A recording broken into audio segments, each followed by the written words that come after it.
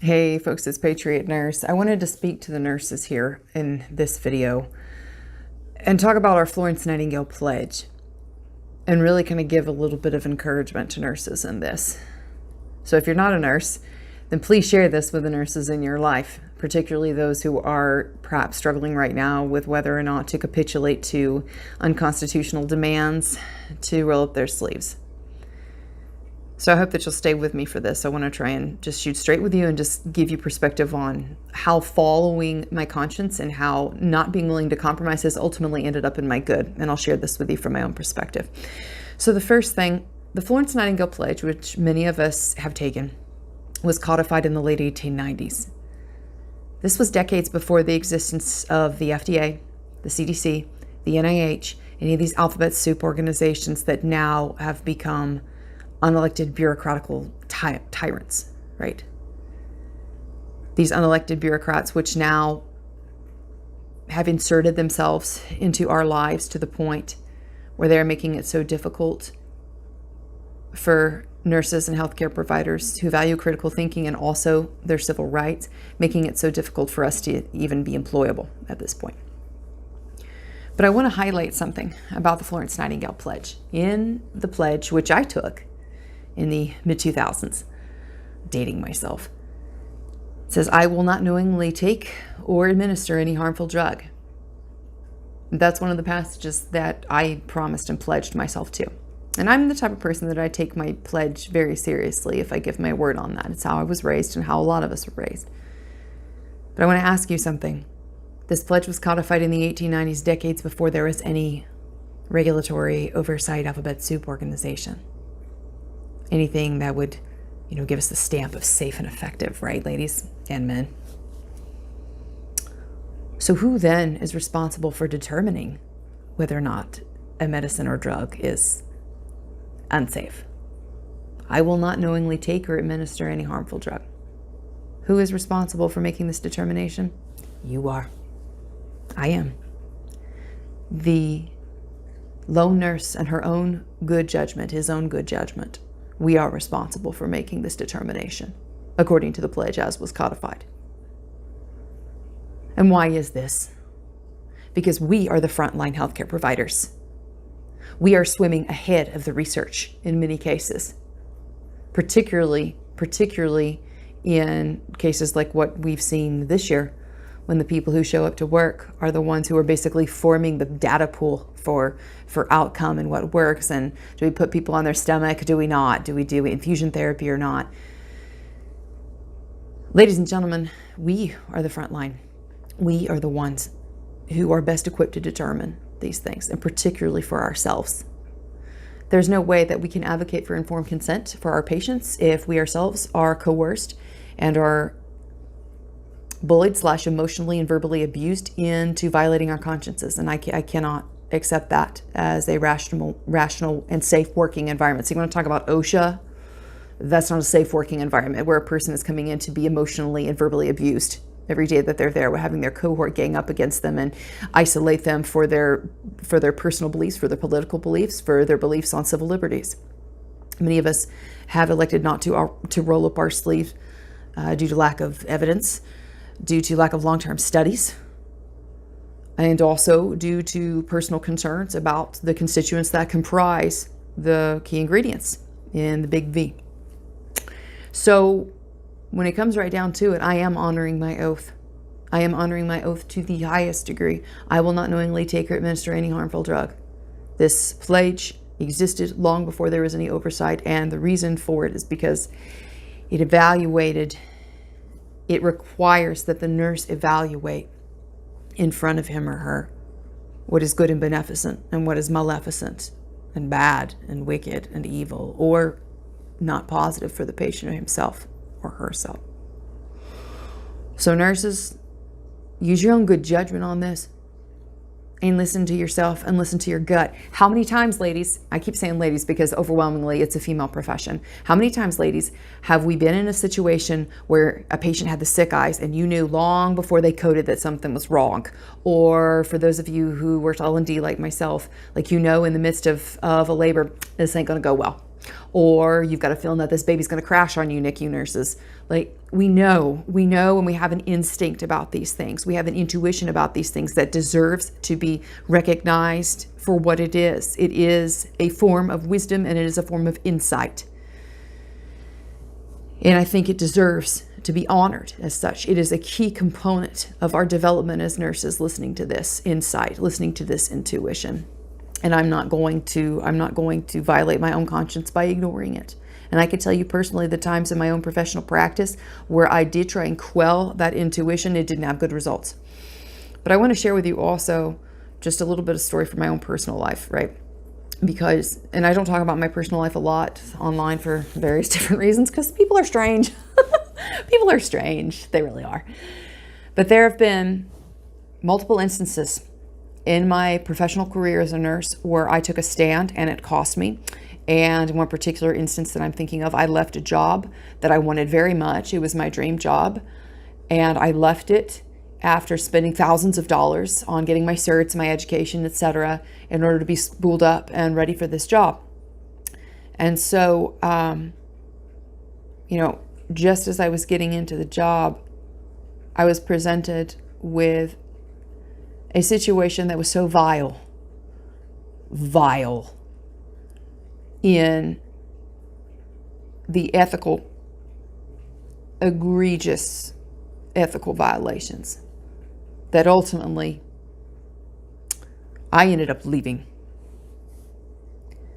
And that sucked bad, because I felt like, and I know a lot of you are in this situation too, including my young nurses who just getting out of school. I felt like I had toiled and worked so hard to be able to get there.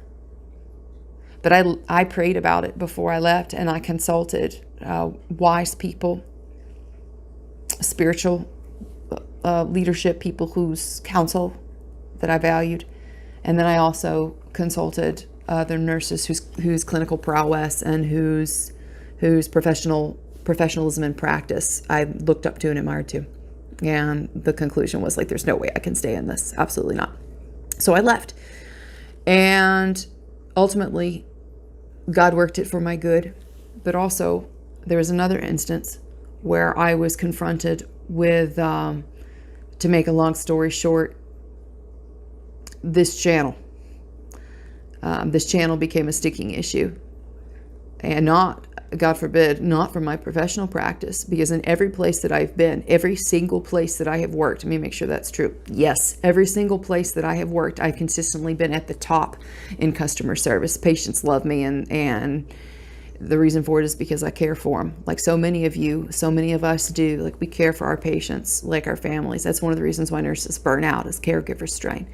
But I'm saying this because when I had to leave this job, I thought to myself, well, gee whiz, like how am I going to, how's this going to work out for me?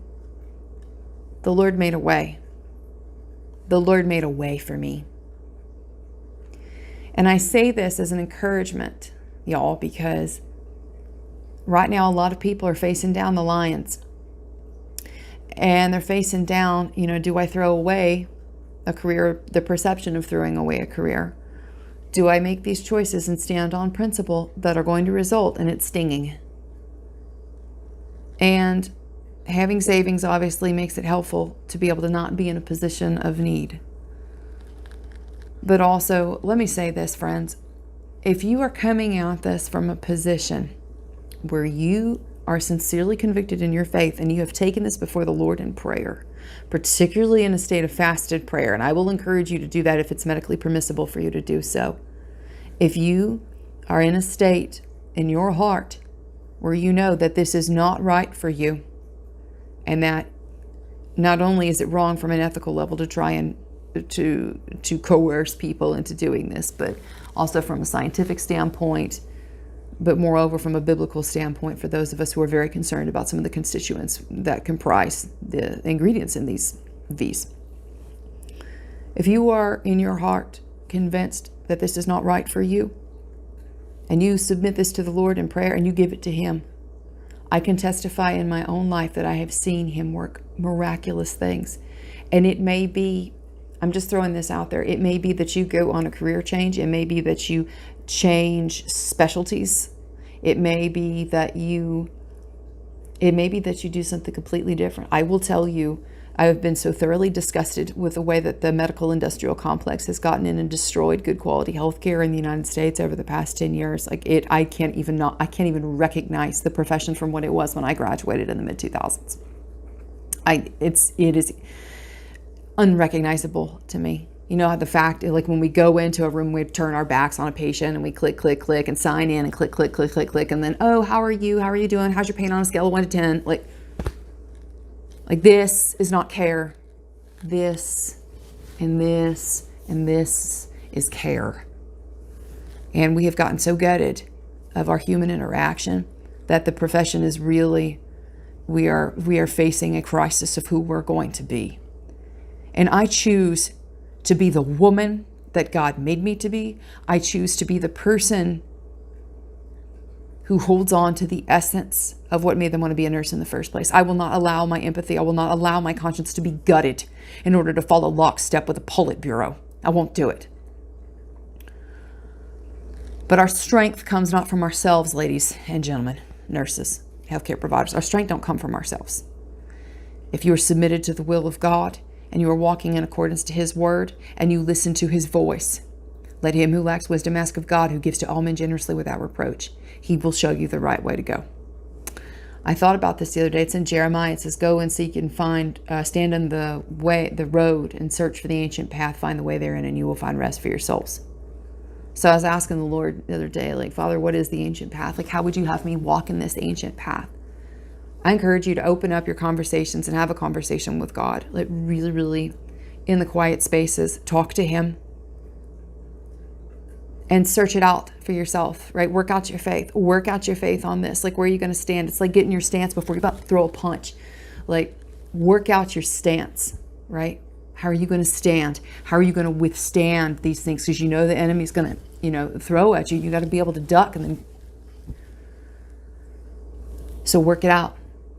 And I just want to encourage you, ladies and gentlemen, like, I know this is hard, but I can tell you and I can testify in my own life that the places that I thought were a dead end, the places where I thought where I was running into a wall, the Lord opened up something I hadn't seen. And actually, I heard a teaching actually for Rosh Hashanah. And this teaching, this is from Rabbi Feldman. This teaching was on when Abraham went to sacrifice Isaac. And so out of obedience, he goes to sacrifice Isaac, the Akedah, right? He goes up to sacrifice Isaac and he's right there, like he's ready to do the deed, man, like the ultimate test of faith. And then, Abraham, like, don't lay hand on him. And then lo and behold, he looks in the bushes and sees the crown of, he sees in the thorns. He sees a ram that's caught by its horns in the thicket by the thorns. But there's a very interesting Hebrew word. And the word is achle, or achal, after. It says that afterwards, Abraham looks up, he lifts his eyes and he sees this ram. And as best as I understood from the teaching, there were different ways you could take it, but the one that resonated most powerfully with me was afterward. The deeper teaching being that this ram was there all along. You show up in faith. And the Lord's provision has been there the whole time, even if you don't see it. Even if you don't see it. So I hope I didn't butcher Rabbi Feldman's teaching. I'm sorry, Rabbi Feldman, if I did. But I want to encourage y'all with that. Stay strong in your faith and stay resolute. Please share this video with other nurses and healthcare providers. I hope it gets out to, and I know it will. I know the Lord will bless the proclamation of his word. I know it'll get out to the people it needs to get out to. All right, guys, stay strong in your strength. Hazak, hazak, v'ni hazak. Be strong, and be strengthened. I know that you will make the right decision. I know that you'll stand on your faith. I know you stand on your principles. And the Lord rewards those who diligently seek him, so we can trust him in all things. May the Lord bless you all richly. For now, it's Patriot Nurse signing off, and I'll see you later. Bye.